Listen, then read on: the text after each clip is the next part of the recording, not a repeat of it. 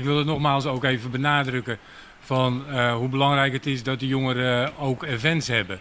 Weet je, kijk, je kan wel trainen en trainen, maar als op een gegeven moment helemaal niets meer is, geen event op het eiland, dan train je eigenlijk en op een gegeven moment ja, word je niet meer uitgedaagd of zo. Dus het is ook heel belangrijk dat we wedstrijden op Bonaire zelf hebben, geven, waardoor de jongens ook uitgedaagd worden en waardoor ze als op een gegeven moment wel naar Europa moeten voor wedstrijden gewoon voorbereid zijn door jongens als Tonki.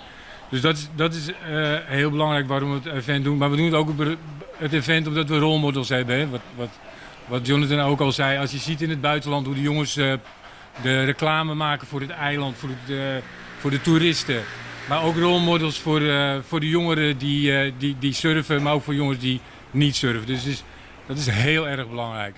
Nou ja, en daarnaast natuurlijk wat we zeggen van kijk, we hebben de ervaring vanuit Stichting Project met deze jongeren. En deze jongeren hebben heel veel talent en heel veel kwaliteiten.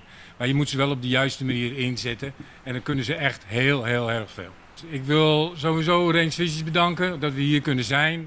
Ik wil de mensen die ook de nevenactiviteiten gaan organiseren. Zoals bijvoorbeeld Jong Bonaire, maar ook Challenge Thurston. Die daar dan aan meedoet. De mensen van het voetbaltoernooi alvast bedanken dat ze zich gaan inzetten daarvoor.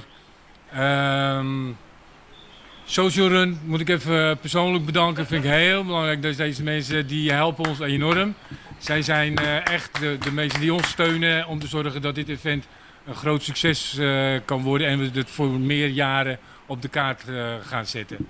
En zo met elkaar, met alle ondernemers, met sponsors, etc. maken we er een enorm goed event van. Wat heel erg local zal zijn.